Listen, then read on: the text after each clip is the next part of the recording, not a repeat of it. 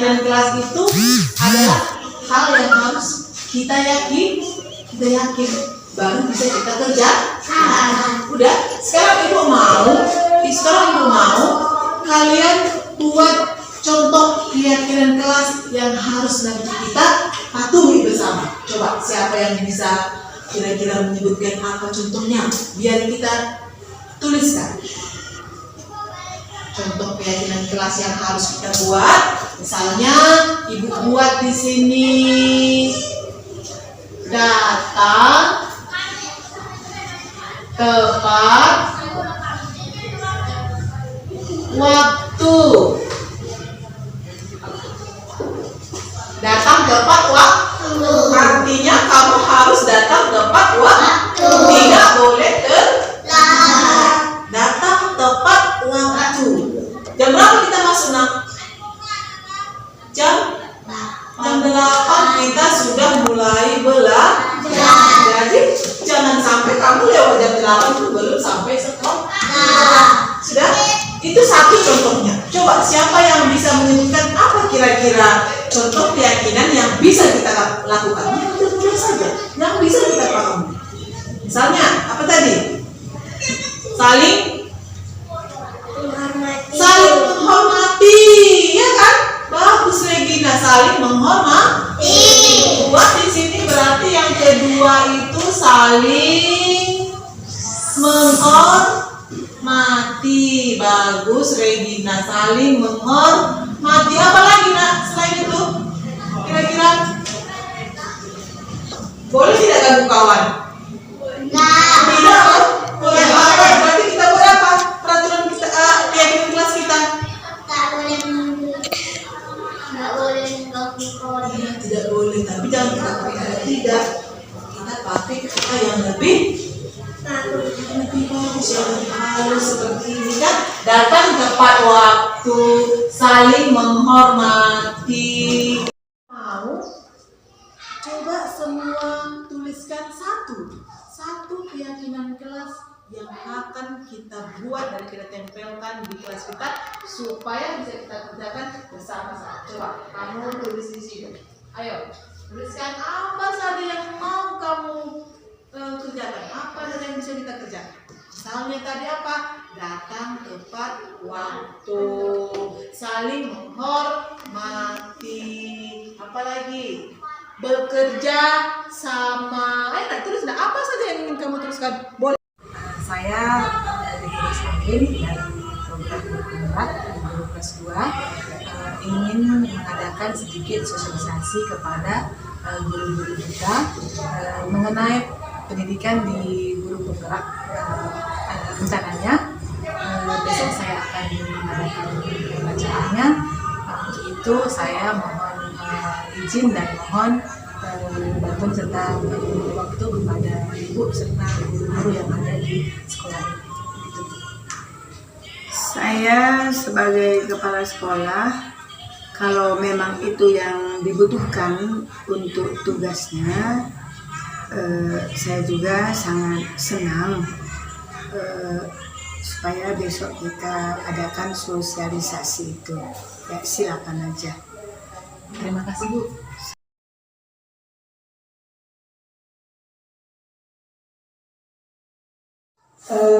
Assalamualaikum warahmatullahi wabarakatuh. Selamat pagi dan salam sejahtera buat kita semua. Yang saya hormati Ibu Kepala Sekolah SDN 102006 dan yang saya hormati juga seluruh guru-guru yang mengajar di SDN 102006. Adapun kegiatan kita pada hari ini, saya sebagai salah seorang guru penggerak melalui program yang dibuat oleh Kementerian Pendidikan Indonesia akan mengadakan sosialisasi mengenai tugas di modul 1. Tugas ini berkaitan dengan sosialisasi modul 1 filosofis pemikiran Ki Hajar Dewantara dan modul 1.4 mengenai budaya positif. Untuk mengawali acara kita, ada baiknya kita berdoa dulu untuk kepada Bapak Guru Agama Islam. Saya persilahkan dengan hormat.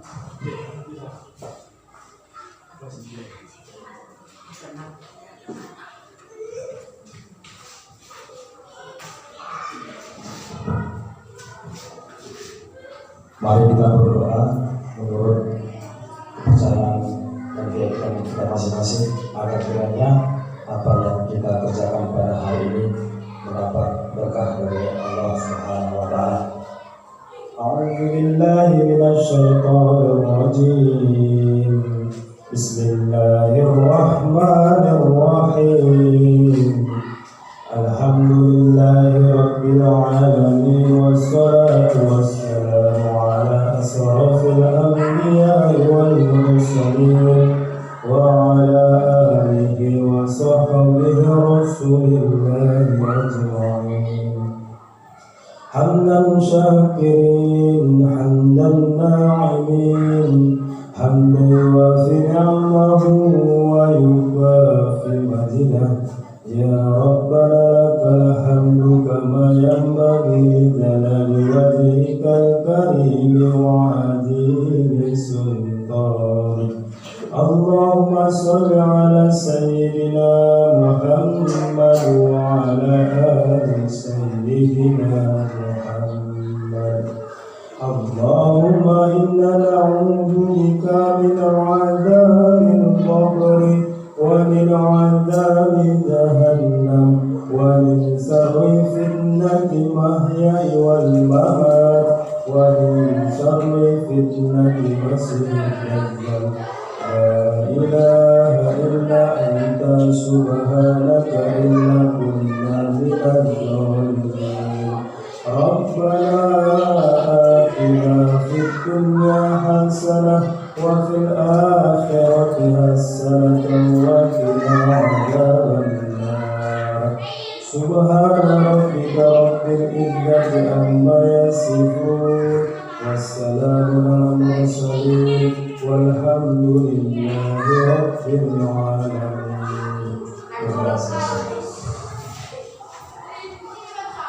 Terima kasih kepada Bapak yang sudah membawakan doa. Kita mulai acara kita ya, Bapak Ibu. Sebelumnya saya minta maaf dan karena di sini saya bukan bermaksud untuk menggurui Bapak dan Ibu, karena saya yakin ilmu Bapak dan Ibu itu pasti lebih tinggi dan pengalaman Ibu lebih lama dibandingkan saya. Hanya karena saya ada tugas dari program guru penggerak yang harus saya kerjakan. Jadi di kesempatan ini saya ingin berbagi sedikit pelajaran yang saya dapatkan di program guru penggerak. Sebelumnya saya minta izin kepada kepala sekolah untuk memulai acara ini. Yang pertama, Bapak dan Ibu, gak usah tegang, jangan terlalu tegang, kita santai saja ya Bapak Ibu ya, supaya saya pun tahu apa yang sudah saya lupa. Ya, kita mulai yang pertama, Bu.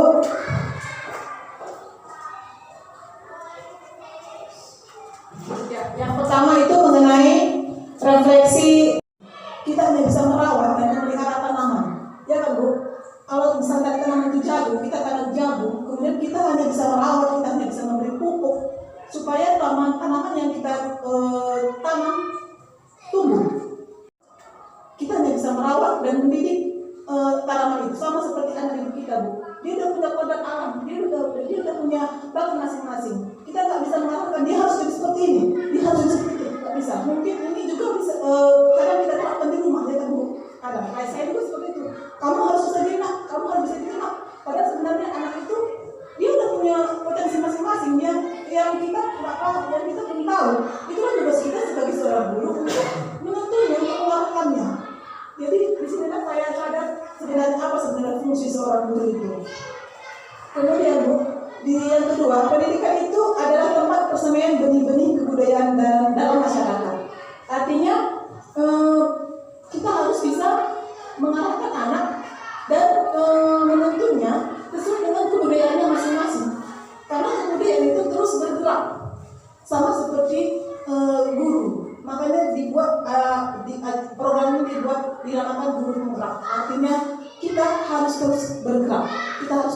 terus bergerak sesuai dengan kebudayaan, sesuai dengan tuntutan zaman. Pendidikan anak pun seperti itu, harus disesuaikan dengan tuntutan zaman. Ya Bu, mungkin kalau teman-teman anak belum nggak belajar mengenai IT, nggak belajar mengenai komputer, tapi semakin ke depan pendidikan semakin harus sesuai dengan tuntutan zaman. Begitu ya Bapak Ibu ya, bisa dipahami ya Bapak Ibu ya. Ya. Kemudian yang ketiga, pendidikan menurut Ki Hajar Dewantara harus memerdekakan cipta, rasa, dan rasa. Cipta artinya dia harus bisa menajamkan pikiran ya Bu, pikiran dari anak ibu kita. Kemudian bisa memerdekakan rasa artinya harus bisa menyentuh perasaan anak ibu kita tanpa ada tekanan. Kemudian dan rasa harus bisa membuat karya. Itu menurut Ki Hajar Dewantara. Kemudian filosofis Ki Hajar Dewantara ini mempunyai ada sebuah kata-kata mutiara yang saya juga sangat suka. Kata-kata itu adalah bebas dari segala ikatan, dengan suci hati mendekati Sang Maha, tidak untuk meminta sesuatu hak, namun untuk berhamba pada Sang Maha. Berhamba di sini ya Bapak Ibu, bukan maksudnya kita mendewakan, tapi kita paham apa yang menjadi kebutuhan anak. Itu maksudnya ya Bapak Ibu. Kemudian selanjutnya, ya ini mungkin Bapak dan Ibu sudah sangat familiar dengan kata ini. Hal-hal positifnya dari konsep Ki Hajar Dewantara dengan konsep trilogi ya. Artinya yang berbunyi ing ngarso sumtulodo ing madya pamungkarso tutuli handayani. Mungkin Bapak dan Ibu sudah sangat paham apa artinya. Ya kan Pak? Bu, ing ngarso sumtulodo artinya di depan kita memberi teladan. Kemudian ing madya pamungkarso artinya di tengah-tengah kita memberikan semangat. Kemudian tutuli handayani artinya di belakang kita memberi dorongan. Di depan, di tengah, dan di belakang kita tetap mendorong anak. Kemudian kodrat anak itu merdeka lahir dan batinnya. Artinya dalam pendidikan kita Bu, kita seperti yang saya bilang tadi, kita nggak bisa memaksakan anak harus belajar ini, harus belajar itu. Karena anak bisa kita bebaskan, bisa kita sekali-sekali bisa kita buat anak ini mau belajar apa. Jadi belajar itu bebas, merdeka. Sesuai dengan sifat alami anak, apalagi kita di SD juga, anak itu pasti suka bermain. Makanya kalau di pelajaran kita kayak gitu di tema-tema pasti banyak dibuat pembelajaran sambil bermain, karena itu adalah keberagaman merdeka. Kemudian dibuat pendidikan yang seperti ini untuk mencapai apa? Untuk mencapai 7 profil pelajar Pancasila. Ini yang sangat digaungkan oleh Bapak Menteri kita. Profil pelajar Pancasila yaitu yang pertama, beriman dan bertakwa kepada Tuhan Yang Maha Esa. Kemudian berakhlak mulia, kreatif, gotong royong, berkebinaan global, bernalar kritis dan mandiri. Ini yang harus ada pada diri anak-anak kita yang sekarang, Bapak Ibu. Tujuannya apa? Supaya pelajar Indonesia merupakan pelajar sepanjang hayat. Artinya belajarnya enggak cuma SD, SMP atau sampai SMA atau S2, tapi terus belajar. Sama seperti itu Bapak Ibu. Kita pun juga harus terus belajar. Kemudian intinya perubahan, artinya pendidikan dan pengajaran tidak boleh statis, artinya nggak boleh gitu-gitu aja. Kita harus terus bergerak menjawab tuntutan zaman, disesuaikan dengan zaman yang kita lalui sekarang. Ya, selanjutnya, ya itu tadi mengenai modul 1.1 filosofis pemikiran Ki Hajar Dewantara. Itulah intinya ya Bapak Ibu. Itulah intinya filosofis pendidikan melalui pemikiran Ki Hajar Dewantara. Karena kita sudah sampai di akhir modul 1.1, saya ingin menanyakan kepada Bapak dan Ibu, apakah ada kira-kira yang kurang paham atau Bapak dan Ibu ada yang ingin menyampaikan pendapat? Saya persilakan dengan hormat. Ada ya Bapak Ibu? Ya, terima kasih atas atas waktunya. Saya sangat berterima kasih kepada waktu yang sudah Bapak dan Ibu sediakan untuk acara ini. Kemudian Bapak Ibu, untuk melanjutkan kita masuk ke modul yang kedua. Modul yang kedua maksudnya modul di akhir ya, modul 1.4 mengenai budaya positif. Cara menumbuhkan kedisiplinan pada diri anak. Cara menumbuhkan kedisiplinan pada diri anak didik kita. Di mana sekolah diibaratkan sebagai tanah, tempat bercocok tanam. Sehingga guru harus mengusahakan sekolah menjadi lingkungan yang menyenangkan, menjaga dan melindungi murid dari hal-hal yang tidak baik. Murid akan mampu menerima dan menyerap suatu pembelajaran bila di lingkungan sekitarnya terasa aman dan nyaman.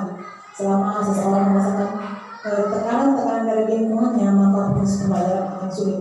Maksudnya intinya di sini kita sebagai seorang guru harus bisa memediakan sekolah itu menjadi rumah kedua bagi anak, rumah yang aman dan nyaman. Jadi anak nggak ada merasakan tekanan kalau di samping sekolah, malah dia senang dan berbahagia ketika sampai di sekolah. Ya, karena kalau anak-anak itu tidak ada tekanan, pasti menyerap pelajaran pun, menyerap materi dari kita pun pasti jadi mudah. Ya, itu mengenai budaya positif. Kemudian intinya budaya positif ini Bu, kita akan membiasakan kedisiplinan pada diri anak sehingga bisa nanti menumbuhkan karakter yang baik pada diri anak. Jadi diawali dengan budaya positif dan disiplin positif. Kemudian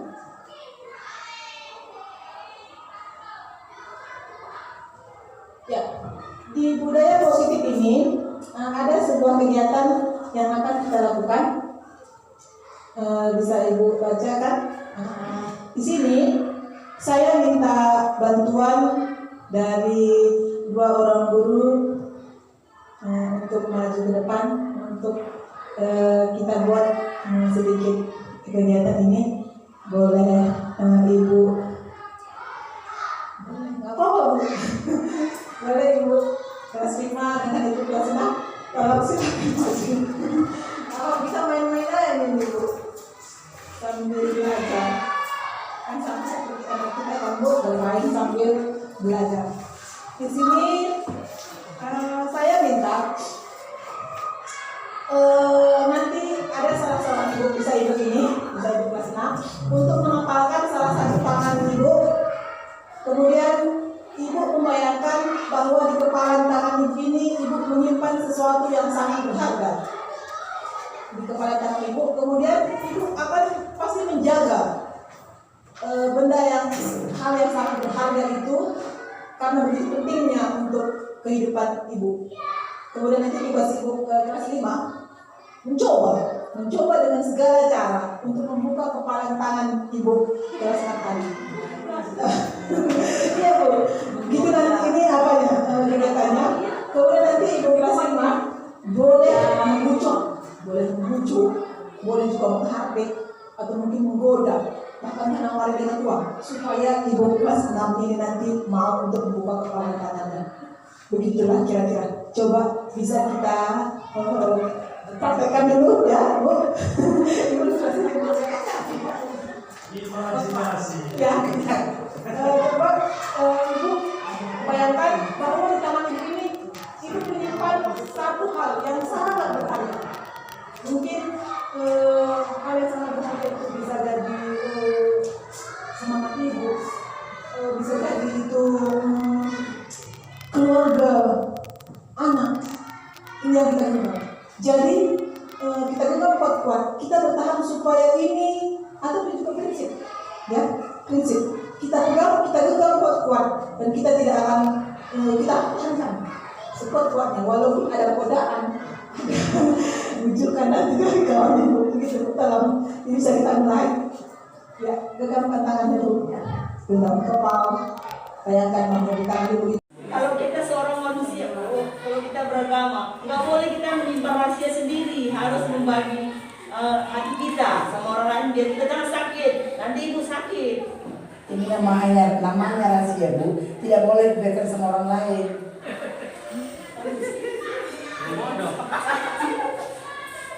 Kalau ibu nggak mau membukanya ini, nanti ibu sakit. Kalau nanti ibu sakit, ibu yang merasakan. Kalau sakit itu kan ada obatnya Bu, tapi kalau orang sini nggak bisa. Cuma saya sendiri yang tahu Kalau obat, kalau sakit hati tidak ada obatnya Bu. Kalau nggak bisa kita berbagi hati kita. Ini lebih cocok bagaimana Ibu merayu saya. Kalau saya marah gimana Bu? Saya kuatkan ini. Bisa juga. Cepat terus. Oke, Bu, terima kasih. Terima kasih kita Terima berikan kasih. Semangat, bisa jadi prinsip. Jadi itu dipegang kuat-kuat. Prinsip itu dipegang kuat-kuat. Tidak ada yang bisa bukan. Walaupun sudah dirayu, walaupun sudah dibujuk, tapi nggak bisa juga dibuka. Berarti ibu itu kuat mempertahankan prinsip, mempertahankan apa yang sangat berharga di tangan itu. Itu sebenarnya sangat bagus. Kenapa? Karena yang di tangan itu tadi prinsip. Maka kita sebagai seorang guru, kita bisa berusaha untuk mencoba membuka pemikiran kita, membuka pandangan kita tentang sebenarnya apa yang kita pegang, apa sebenarnya inti dari pemikiran kita. Apakah kita sudah bersedia untuk membuka pemikiran kita, pandangan kita, atau kita sudah bersiap untuk menerima hal-hal yang baru? Jadi ada saatnya kita harus mempertahankan, ya. Ada saatnya kita harus mempertahankan, tapi ada saatnya juga kita nggak mesti seperti itu. Jadi kita harus siap untuk menerima perubahan. Yes. Ya, yang kedua, inti dari modul 1.4 mengenai budaya positif. Tadi yang pertama mengenai perubahan paradigma belajar, ya. Yang kedua ini mengenai disiplin positif. Disiplin positif ini menyatakan bahwa untuk mencapai, Ki Hajar menyatakan bahwa untuk mencapai kemerdekaan atau dalam konteks pendidikan kita saat ini, untuk menciptakan murid yang merdeka, syarat utamanya harus ada disiplin yang kuat. Disiplin yang dimaksud adalah disiplin diri yang memiliki motivasi internal. Jika kita tidak memiliki motivasi internal, maka kita memerlukan pihak lain untuk mendisiplinkan kita, atau motivasi eksternal. Karena berasal dari luar, bukan dari dalam diri kita. Intinya begini ya Bapak Ibu, disiplin positif ini salah satu upaya yang kita harus lakukan untuk menumbuhkan budaya positif. Jadi disiplin positif ini artinya disiplin diri yang ada pada diri peserta diri kita dan juga pada diri kita. Jadi kalau misalnya murid itu sudah mempunyai motivasi internal, artinya motivasi internal ini berasal dari dalam diri murid itu sendiri, bahwa murid itu merasa perlu untuk belajar, perlu untuk mendapatkan pendidikan. Dia memang sudah dari dalam diri sendiri, dia sudah punya itu. Tapi kalau dia tidak punya motivasi dari dalam dirinya untuk belajar, untuk mendapatkan pendidikan, untuk kita bina di sekolah, kita bimbing, mungkin murid tersebut membutuhkan motivasi eksternal. Motivasi eksternal ini adalah motivasi yang berasal dari luar diri murid tersebut. Bisa jadi itu berasal dari diri kita, atau mungkin dia harus mendapatkan motivasi dari orang tua. Gitu ya Bapak Ibu. Mungkin anak kita di rumah juga bisa kita bayangkan seperti itu. Kadang ada anak kita yang sudah memang rajin, nggak perlu dibujuk-bujuk, nggak perlu direlai, dia udah punya semangat sendiri. Cuma itu berarti dia sudah punya motivasi internal. Dia ada di dalam diri sendiri. Tapi kalau memang anak itu tersebut mungkin masih agak malas, mungkin harus dibujuk-bujuk, berarti dia membutuhkan motivasi eksternal. Jadi motivasi internal dan eksternal ini kita terapkan sesuai dengan situasi dan kondisi yang ada pada diri anak kita, ataupun pada diri peserta didik kita.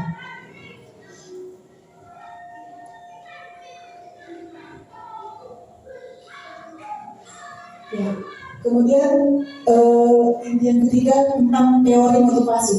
Teori motivasi perilaku manusia. Di sini ada 3. Ini tadi yang dinamakan motivasi eksternal, ada motivasi internal. Motivasi eksternal seperti yang pertama, untuk menghindari ketidaknyamanan atau hukuman. apa yang akan terjadi apabila saya tidak melakukannya. Ini mungkin ada muncul pada diri, kadang-kadang muncul pada diri peserta didik kita. Kemudian motivasi eksternal yang lain untuk mendapatkan imbalan dari orang lain. Misalnya murid kita ini rajin sekolah mungkin supaya dapat penghargaan, mungkin supaya dapat hadiah. Itu yang namanya dengan motivasi eksternal. Kemudian kalau motivasi internal, ini adalah tujuan dari disiplin positif ya. Jadi tujuan dari disiplin positif ini adalah untuk menumbuhkan motivasi internal, untuk menghargai diri sendiri, menjadi insan sesuai dengan harapan kita. Contohnya, contoh paling banyak, saya akan menjadi orang yang seperti apa bila saya tidak melakukannya. Sama seperti anak seperti kita. Dia harus bisa menghargai diri sendiri, harus bisa menjadi insan sesuai dengan harapan kita dan harapan dia sendiri. Kemudian seterusnya,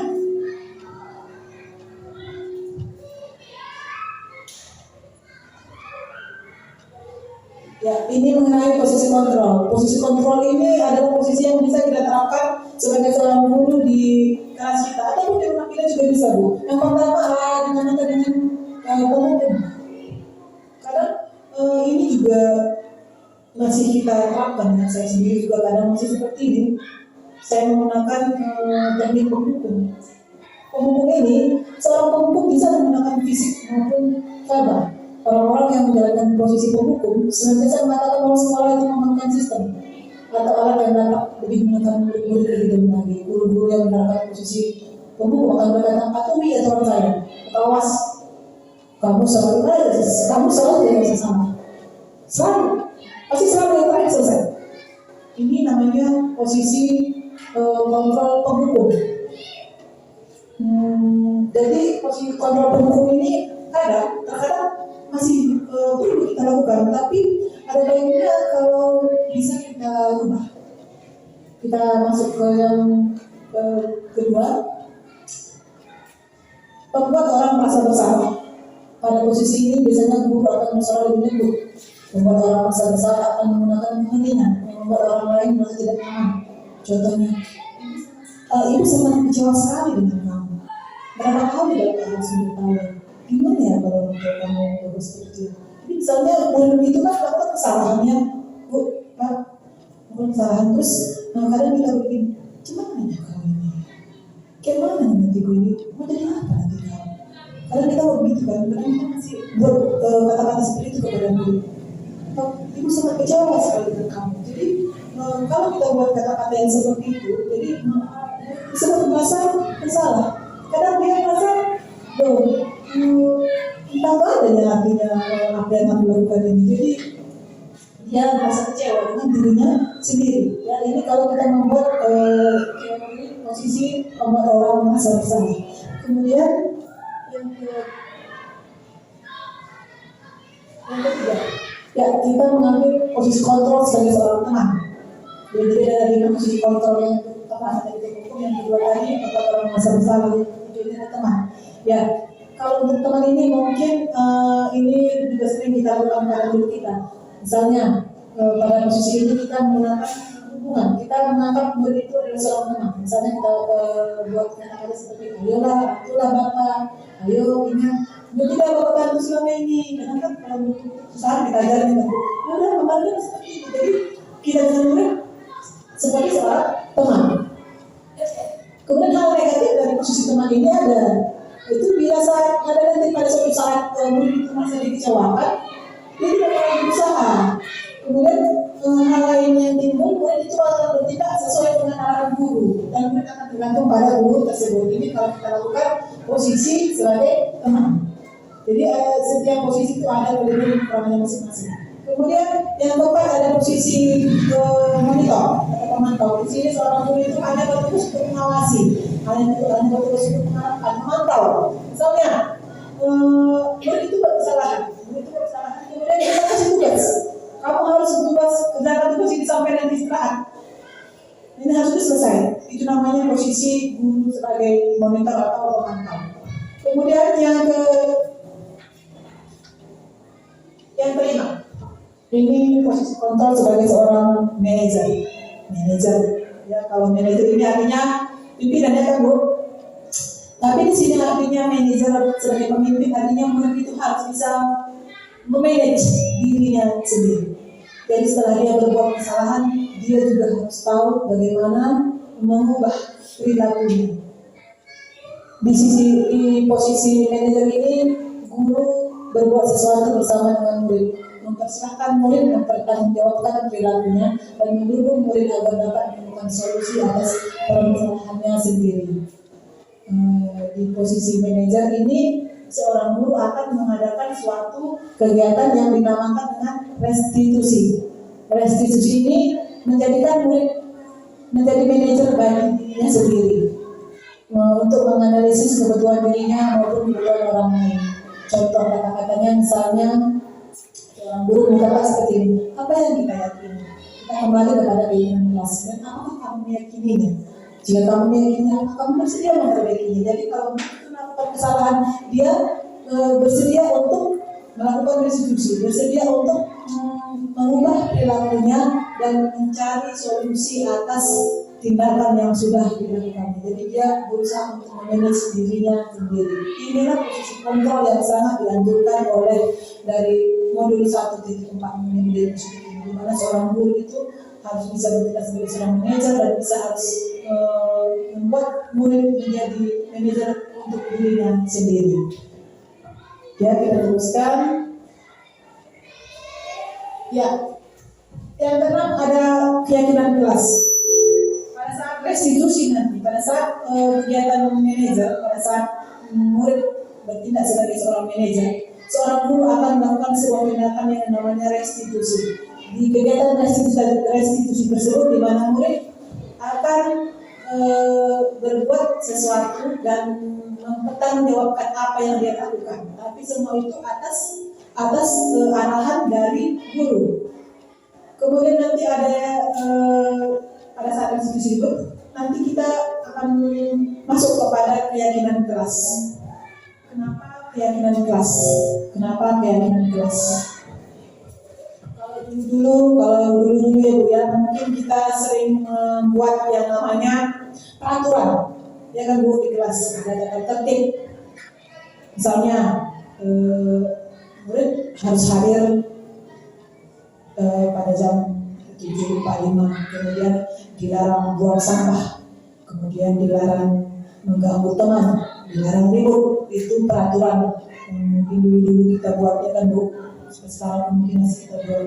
Tapi sekarang kita dianjurkan untuk merubah peraturan itu menjadi hal yang lebih lembut. Nah, dinamakan dengan keyakinan kelas. Kenapa keyakinan kelas? Karena kalau keyakinan kelas berarti murid itu sudah harus yakin dengan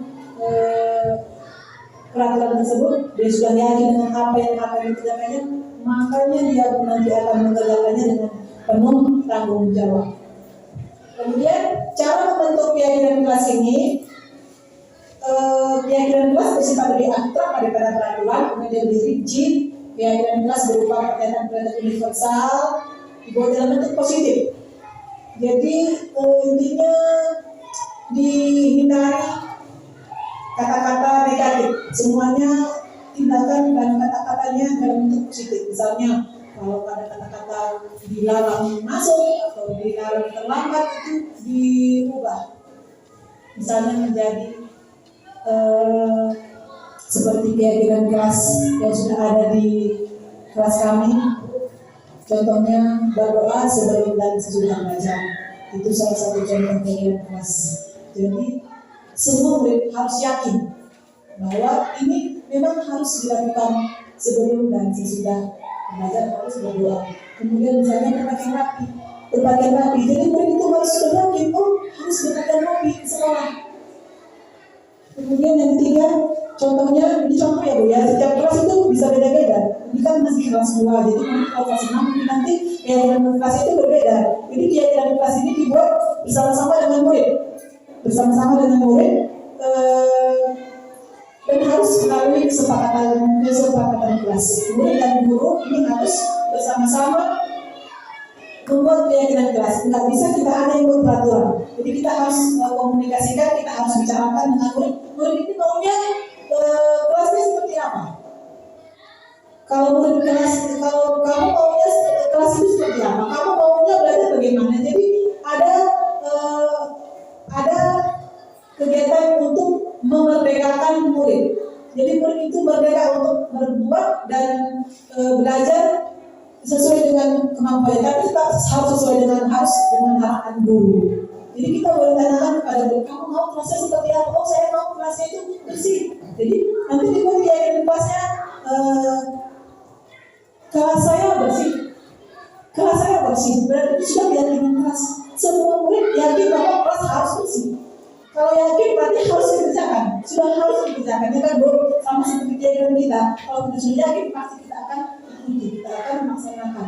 Nah, kemudian contohnya lagi misalnya saling menghargai. Berarti harus saling menghargai, harus saling mengasihi. Ini ada.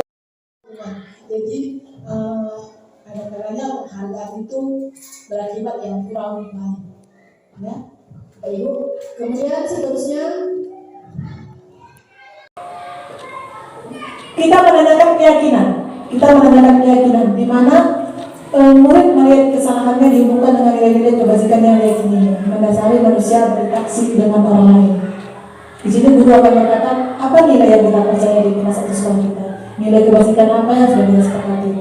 Kelas yang dipilih itu seperti apa sih? Kamu ini nilai seperti apa sih? Nah, misalnya, pada yang pertama kita sudah stabilkan identitas, kan Bu? Kita mengakui, oh semua orang pernah bersalah, nggak usah takut, semua itu sama, pasti semua kita tidak bersalah. Kemudian yang kedua kita kan ada keyakinan, sesuai dengan keyakinan kelas.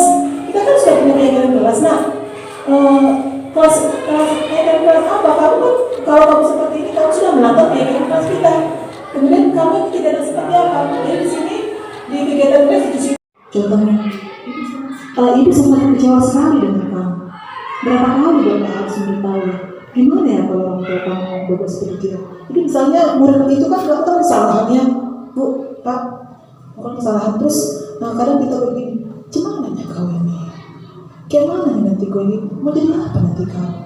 Kadang kita begitu kan, kadang kita masih buat kata-kata seperti itu kepada murid. Atau ibu sangat kecewa sekali dengan kamu. Jadi kalau kita buat kata-kata yang seperti itu, jadi murid tersebut merasa bersalah. Kadang dia merasa, loh, entah adanya artinya apa yang aku lakukan ini. Jadi dia merasa kecewa dengan dirinya sendiri. Dan ini kalau kita membuat teori posisi membuat orang merasa bersalah. Kemudian yang ketiga, ya kita mengambil posisi kontrol sebagai seorang teman. Jadi ada posisi kontrol yang pertama dari hukum, yang kedua tadi membuat orang merasa bersalah, yang ketiga ini ada teman.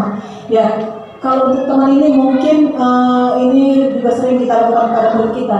Misalnya pada posisi ini kita menggunakan hubungan, kita menganggap murid itu adalah seorang teman. Misalnya kita buat kata-kata seperti ayolah, bantulah Bapak, ayo ingat, tidak Bapak bantu selama ini. Karena kan kalau murid itu susah kita ajarnya kan, ya udah kemarin kan seperti itu. Jadi kita dengan murid seperti seorang teman. Kemudian hal negatif dari posisi teman ini ada, itu bila saat nanti pada suatu saat murid itu merasa dikecewakan, dia tidak mau berusaha. Kemudian hal lain yang timbul, murid itu akan bertindak sesuai dengan arahan guru, dan murid akan tergantung pada guru tersebut. Ini kalau kita lakukan posisi sebagai teman. Jadi setiap posisi itu ada kelebihan dan kekurangannya masing-masing. Kemudian yang keempat ada posisi monitor atau pemantau. Di sini seorang guru itu hanya bertugas untuk mengawasi, hanya bertugas untuk memantau. Misalnya murid itu buat kesalahan, kemudian kita kasih tugas. Kamu harus tugas kerjakan tugas ini sampai nanti istirahat. Ini harus selesai. Itu namanya posisi guru sebagai monitor atau pemantau. Kemudian yang kelima, ini posisi kontrol sebagai seorang manajer. Ya, kalau manajer ini artinya pimpinannya kan. Ya, sedikit lagi Bu ya. Tadi di posisi manajer seorang guru harus bertindak sebagai manajer dan juga harus melakukan kegiatan yang dinamakan dari restitusi. Restitusi itu untuk mendisiplinkan murid dan membuat murid itu memanajeri dirinya sendiri.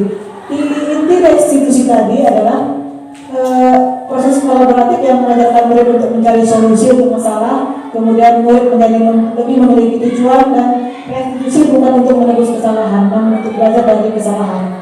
Kemudian selanjutnya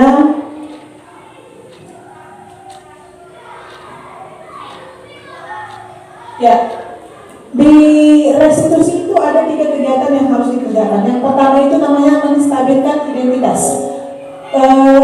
Menstabilkan identitas ini membuat murid yang merasa gagal karena berbuat salah menjadi lebih positif terhadap dirinya sendiri. Ini kegiatan restitusi yang pertama, namanya menstabilkan identitas. Di kegiatan yang pertama ini biasanya guru itu akan berkata, misalnya itu kesalahan, misalkan dia terlambat atau misalkan dia mengganggu temannya. Jadi murid itu guru berkata, oh berbuat salah itu manusiawi, tidak ada manusia yang sempurna. Bapak Ibu juga pernah buat salah, kita pasti bisa menyelesaikan masalah ini. Ya, Bapak tidak menyalahkan kamu. Ya, apakah kamu bersikap baik kalau kamu menyalahkan dirimu sendiri terus-menerus, apakah kamu bersikap baik pada dirimu sendiri?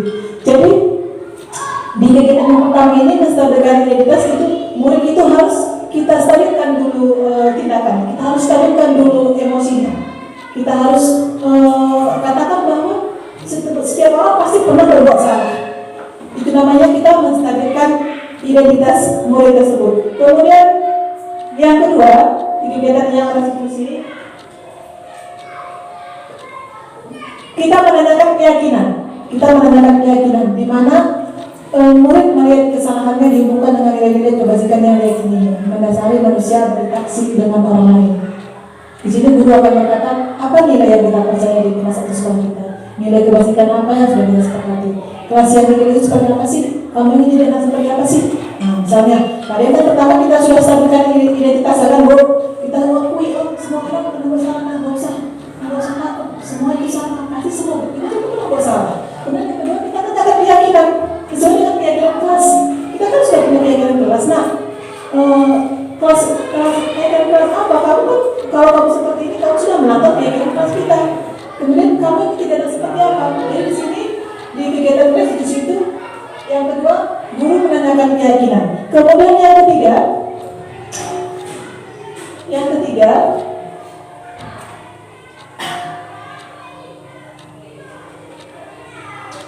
ya validasi tindakan. Yang ini ada kurang apanya di sini ya, kurang layarnya hilang mungkin. Ya, jadi yang ketiga itu kita kembali kepada keyakinan kelas. Kita kembali kepada keyakinan kelas di mana setelah murid itu berbuat salah, berbuat tindakan, kita stabilkan identitasnya. Kemudian yang terakhir kita tanyakan keyakinan kelas. Kamu maunya seperti apa? Kalau kamu seperti ini terus kamu menjadi orang yang seperti apa? Itulah kegiatan yang kita lakukan pada saat restitusi. Jadi Bapak dan Ibu, itulah hal-hal yang harus kita lakukan untuk menumbuhkan budaya positif di kelas kita, terutama di sekolah kita. Jadi untuk upaya yang kita lakukan ini nggak bisa kita lakukan dalam waktu yang singkat. Pasti semua itu butuh proses. Jadi intinya ya Bapak Ibu, seperti yang saya bilang tadi, saya bukan bermaksud untuk mengajari, saya bukan bermaksud untuk menggurui.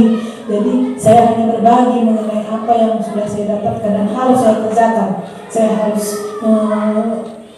laporkan apa yang sudah saya kerjakan ini melalui nanti di kegiatan aksi nyata. Harus saya laporkan dan harus saya unggah. Jadi itulah tadi Bapak Ibu. Kemudian ada sedikit lagi. Ya, di sini ada beberapa kegiatan yang kami lakukan di kelas. Ini adalah satu, dan ini juga pasti sudah sering kita kerjakan. Jadi kegiatan ini yang sudah kita kerjakan ini harus terus kita tingkatkan, harus terus kita tumbuhkan agar menumbuhkan budaya positif. Ini adalah beberapa cara yang bisa kita lakukan untuk menumbuhkan budaya positif. Jadi budaya positif adalah kebiasaan-kebiasaan baik, menumbuhkan kebiasaan-kebiasaan baik dan mendisiplinkan diri murid itu sendiri. Jadi murid itu sudah yakin, oh aku harus seperti ini. oh kelasku harus seperti ini. Jadi motivasi itu datang dari dalam diri murid itu sendiri, nggak mesti harus kita beri dorongan. Ya Bapak Ibu, ini salah satu contoh. Bapak Ibu pasti bisa sudah pernah melakukan hal yang lebih baik dari ini contoh. Di sini ada beberapa contoh seperti anak yang mencuci tangan sebelum masuk, kemudian anak yang menyiram bunga, kemudian anak yang menyusun buku setelah dia membaca buku di sudut baca, kemudian ada kegiatan anak yang bersama-sama membaca. Jadi sedikit lagi. Ya, di sini ada kegiatan restitusi ya. Pada gambar yang ini kemarin saya buat video restitusi di mana murid berbuat kesalahan, tapi murid tersebut belajar dari kesalahan dan meminta maaf kepada temannya karena dia sudah mengganggu temannya ya. Di video yang saya buat kemarin, anak ini mengganggu temannya yang sedang belajar. Karena dia mengganggu temannya yang sedang membaca di sudut baca, kemudian saya membuat kegiatan restitusi. Saya panggil anak, saya beri nasihat, saya lakukan restitusi, saya tanyakan apanya, saya stabilkan identitas dan saya tanyakan keyakinan kelasnya. Saya sudah melakukan sebuah contoh kegiatan restitusi, saya sudah coba untuk melaksanakannya dan mudah-mudahan saya akan bisa terus melaksanakannya sesuai dengan yang sebenarnya. Jadi di sini foto di sini anak tersebut meminta maaf kepada teman-temannya karena sudah berbuat kesalahan dan dia bisa kembali diterima di kelompoknya dengan perilaku yang lebih baik. Dan ini sedikit foto kami bersama-sama saat membuat keyakinan kelas. Itulah akhir dan sebagai penutup dari kegiatan ini. Jadi walaupun mungkin tadi agak terpotong-potong,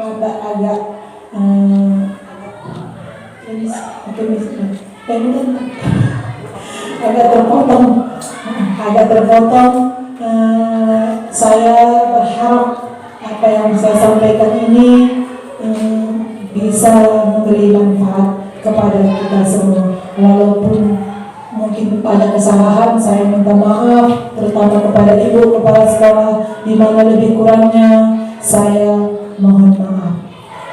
Ya Bapak Ibu, untuk mengakhiri kegiatan kita ini, saya memintakan tolong kepada Ibu Guru Agama Kristen untuk membawakan doa penutup.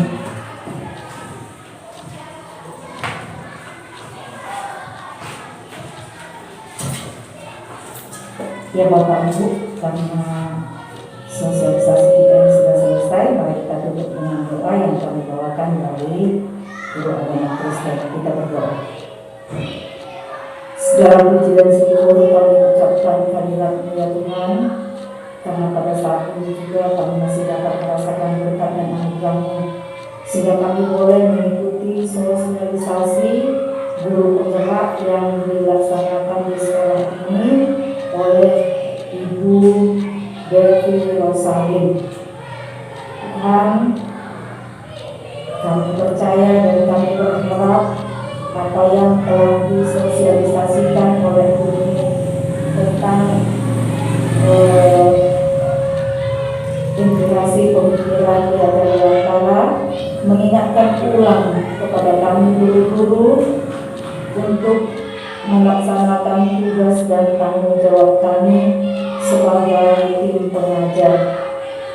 Bapak, kami berdoa buat Ibu Rosalin agar tetap dimampukan dalam mengikuti guru penggerak yang dilaksanakan oleh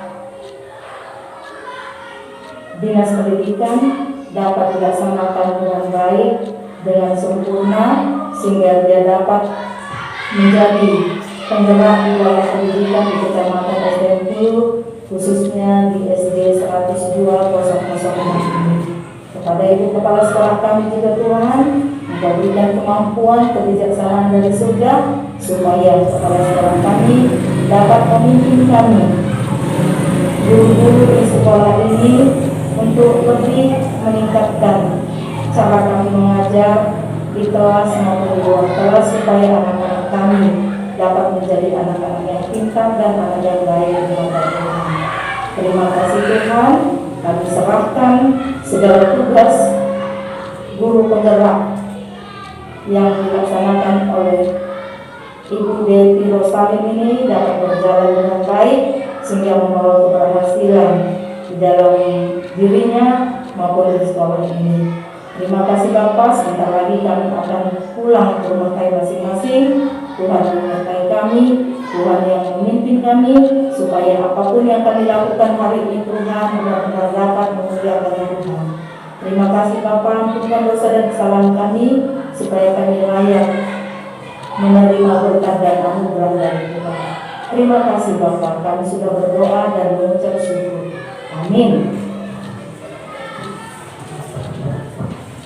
Terima kasih kepada Ibu Guru yang sudah membawa doa penutup, dan untuk menyudahi kegiatan ini saya sendiri mengucapkan terima kasih ya kepada Bapak dan Ibu ya atas waktu dan kesempatan yang sudah diberikan. Terima kasih. Sampai berjumpa lagi. Saya sangat senang karena bisa menjadi anak yang disiplin. Sangat senang karena kelas menjadi sangat bersih.